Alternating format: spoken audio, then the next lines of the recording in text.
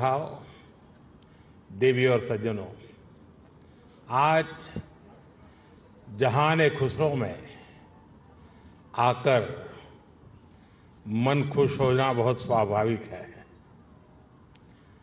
हजरत अमीर खुसरो जिस बसंत के दीवाने थे, वो बसंत आज यहाँ दिल्ली में मौसम है ही नहीं, बल्कि जहान खुसरो के इस आबो हवा में भी धुला हुआ है। हजरत खुसरो के शब्दों में कहें तो सकल बन फूल रही सरसों, सकल बन फूल रही सरसों, अम्बवा फूटे टेसू फूटे, कोयल बोले डार डार। यहां माहौल वाकई कुछ ऐसा ही है। यहां महफिल में आने से पहले अभी मुझे तह बाजार घूमने का मौका मिला।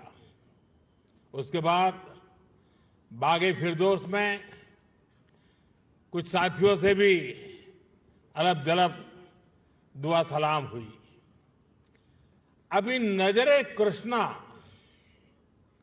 और जो विभिन्न आयोजन हुए, असुविधा के बीच कलाकार के लिए माइक की अपनी एक ताकत होती है, लेकिन उसके बाद भी प्रकृति के सहारे उन्होंने जो कुछ भी प्रस्तुत करने का प्रयास किया, शायद उनको भी थोड़ी निराशा हुई होगी। जो लोग इस आनंद को पाने के लिए आए थे, उनको भी शायद निराशा हुई होगी। लेकिन कभी कभी ऐसे अवसर भी जीवन में बहुत कुछ सीख दे करके जाते हैं। मैं मानता हूं आज का अवसर भी हमें सीख दे करके जाएगा। साथियों, ऐसे मौके देश की कला संस्कृति के लिए तो जरूरी होते ही हैं, इनमें एक सुकून भी मिलता है। जहान खुसरो का ये सिलसिला अपने 25 साल भी पूरे कर रहा है।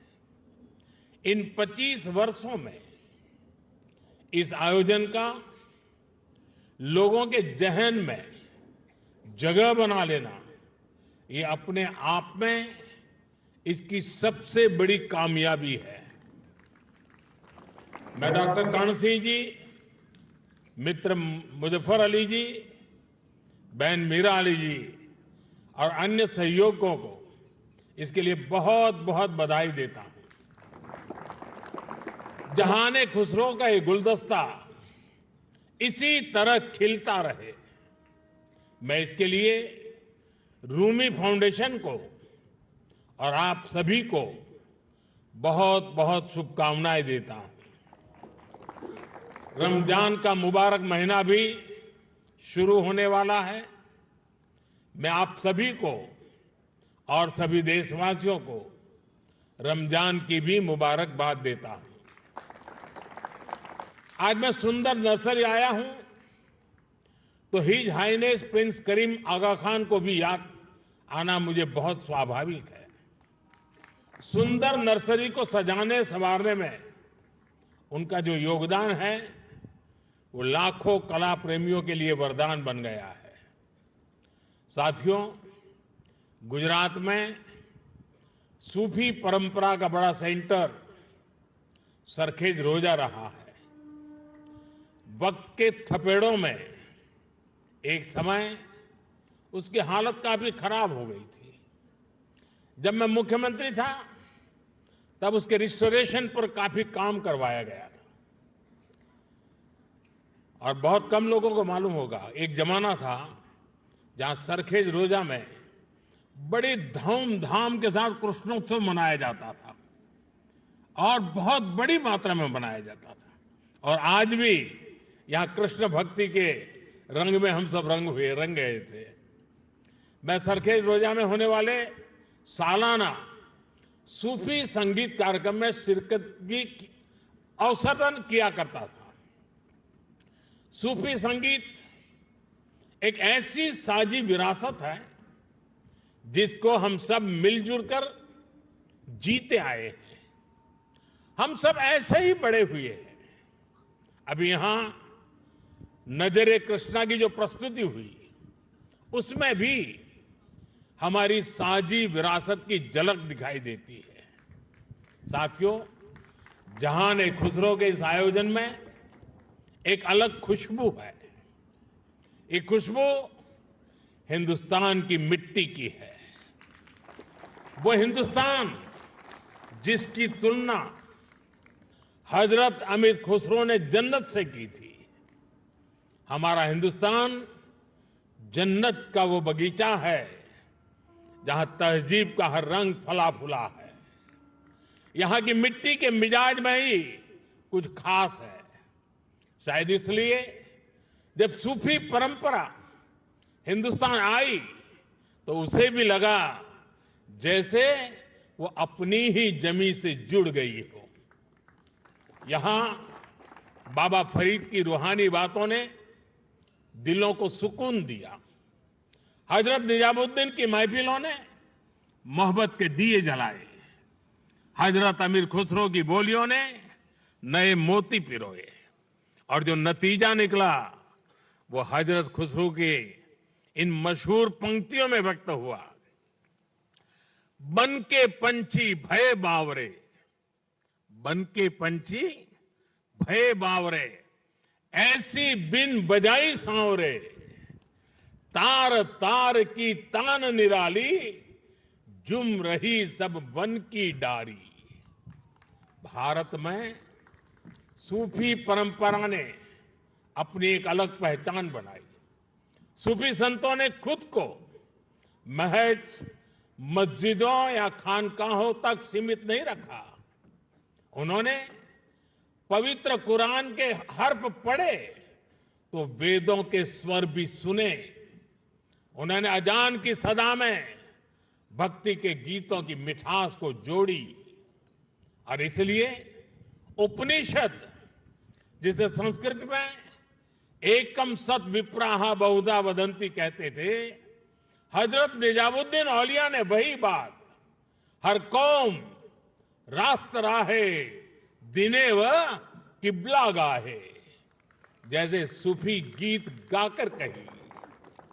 अलग अलग भाषा, शैली और शब्द, लेकिन संदेश वही। मुझे खुशी है कि आज जहान-ए खुसरो उसी परंपरा की एक आधुनिक पहचान बन गया है।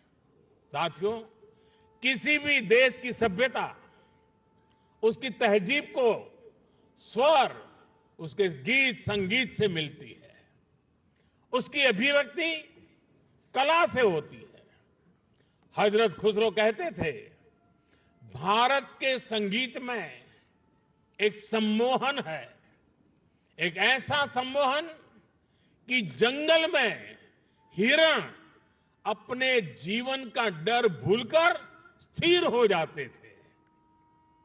भारतीय संगीत के इस समंदर में सूफी संगीत एक अलग रॉ के तौर पर आकर मिला था और इस समंदर की खूबसूरत लहर बन गया। जब सूफी संगीत और शास्त्रीय संगीत की वो प्राचीन धाराएं एक दूसरे से जुड़ी तो हमें प्रेम और भक्ति की नई कल कल सुनने को मिली। यही हमें हजरत खुसरो की कव्वाली में मिली। यही हमें बाबा फरीद के दोहे मिले, बुल्ले शाह के स्वर मिले, मीर के गीत मिले। यहां हमें कबीर भी मिले, रहीम भी मिले और रसखान भी मिले। इन संतों और औलियों ने भक्ति को एक नया आयाम दिया। आप चाहे सूरदास को पढ़ें या रहीम और रसखान को, या फिर आप आंख बंद करके हजरत खुसरो को सुने।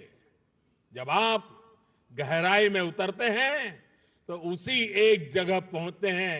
ये जगह है आध्यात्मिक प्रेम की वो ऊंचाई जहां इंसानी बंदी से टूट जाती है और इंसान और ईश्वर का मिलन महसूस होता है। आप देखिए, हमारे रसखान मुस्लिम थे, लेकिन वो हरि भक्त थे। रसखान भी कहते हैं प्रेम हरि को रूप है, त्यों हरि प्रेम स्वरूप। एक होई दुवैयो लसई, ज्यों सूरज और धूप। यानी प्रेम और हरि दोनों वैसे ही एक ही रूप है जैसे सूरज और धूप।